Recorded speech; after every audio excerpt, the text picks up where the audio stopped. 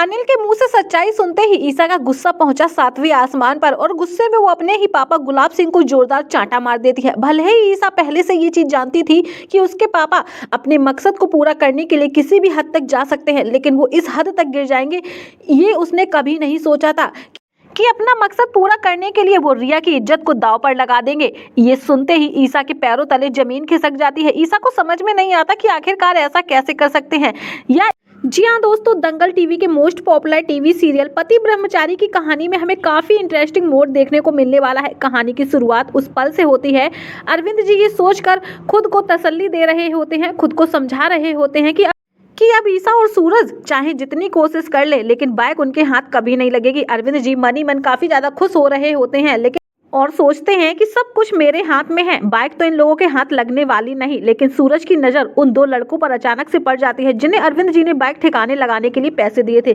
सूरज बिना वक्त गंवाए उन दोनों को दबोच लेता है। मार खाने से पहले ही वो दोनों लड़के सारी सच्चाई को उगल देते हैं और अरविंद जी का नाम ले देते हैं। साथ ही साथ पैसों का सबूत भी दिखा देते हैं जो उन्हें बाइक छुपाने के लिए दिए गए थे। पहले एक पल के लिए सूरज को तो यकीन नहीं होता, उसे बिल्कुल भी विश्वास नहीं होता कि आखिर उसके पापा जी ऐसा कर सकते हैं, लेकिन धीरे धीरे सारा सच उसके सामने आ जाता है। अरविंद जी ने जानबूझकर ये सब किया है क्योंकि सूरज और ईसा आईएएस के एग्जाम की तैयारी ना कर सके और इसी बाइक के चक्कर में घूमते रहे। लेकिन फिर भी सूरज के दिमाग में कई सारे सवाल उठ रहे थे कि आखिरकार पापा जी की ऐसी क्या मजबूरी रही है जो वो ये सब कर रहे हैं। इसलिए सूरज ईसा से कहता है कि हमें जल्द से जल्द सच का पता लगाना होगा। ईसा भी कहती है कि पापा जी पर हमें नजर रखनी होगी, जरूर कोई ना कोई बहुत बड़ी बात है इसलिए वो हमसे ये सारी चीजें छुपा रहे हैं। जिसके बाद ईसा सूरज को समझाती है कि हम पापा जी से किसी भी तरह का सवाल जवाब नहीं करेंगे, बस ये बाइक चुपचाप उनके हवाले कर देंगे। अब अरविंद जी चाहकर भी सूरज और ईसा को आईएएस एग्जाम देने से नहीं रोक सकते।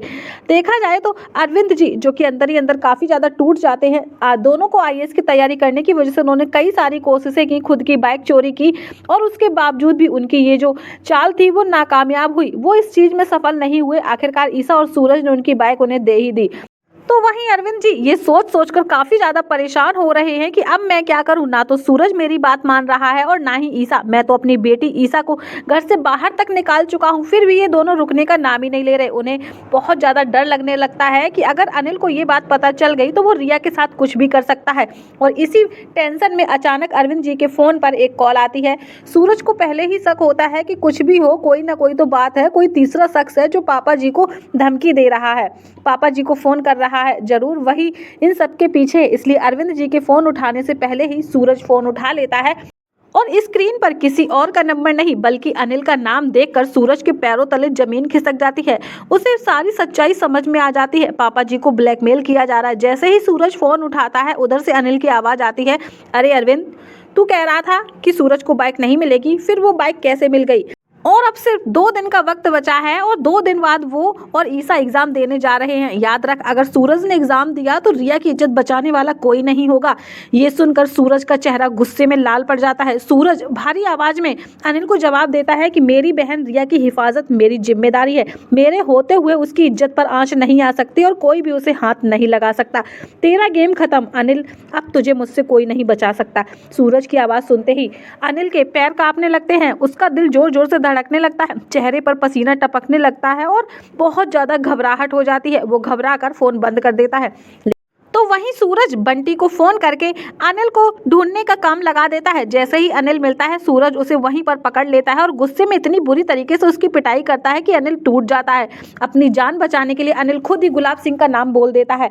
ये सुनकर सूरज को यकीन नहीं होता कि उसके बाबूजी ऐसा कर सकते हैं। तभी ईसा वहां पहुंच जाती है और अनिल के मुंह से सच सुनकर उसका भी दिल टूट जाता है। वो जानती है कि अनिल झूठ नहीं बोल रहा है, इसलिए ईसा सीधा गुलाब सिंह की हवेली पर पहुंच जाती है अपने पापा से जवाब मांगने, जहां पर अरविंद जी पहले से ही मौजूद होते हैं। ईसा अरविंद जी को देखते ही काफी ज्यादा भावुक हो जाती है। अरविंद जी जो कि गुलाब सिंह के सामने गिड़गिड़ा रहे थे, माफी मांग रहे थे, अपनी बेटी रिया की इज्जत की भीख मांग रहे थे, लेकिन अब गुलाब सिंह की सच्चाई जो है वो सभी के सामने आ चुकी है, इसलिए वो चाहकर भी सूरज को अपनी बातों में नहीं फंसा पाएगा। गुस्से में ईसा अपने ही पापा गुलाब सिंह के ऊपर हाथ उठा देती है। पर दोस्तों, अब सबसे बड़ा सवाल ये उठता है, क्या ईसा और सूरज आईएएस ऑफिसर बन पाएंगे? क्या दोनों ही आईएएस की परीक्षा दे पाएंगे या गुलाब सिंह कोई नई चाल चलेगा? फिलहाल तो देखना काफी ज्यादा इंटरेस्टिंग होगा। कुछ भी हो यार, मानना पड़ेगा, शो की कहानी इतनी ज्यादा जबरदस्त मोड़ पर पहुंच चुकी है। वैसे आप सबका क्या कहना है? अपनी राय जरूर जरूर बताइएगा। वीडियो अच्छा लगे लाइक कमेंट शेयर करना मत भूलिएगा। साथ ही सीरियल से जुड़ी हर एक लेटेस्ट अपडेट पाने के लिए हमारे चैनल अरु एक्सप्लेन को जरूर सब्सक्राइब कर लीजिएगा। फिर मिलती हूँ आपसे मैं नेक्स्ट एपिसोड के साथ।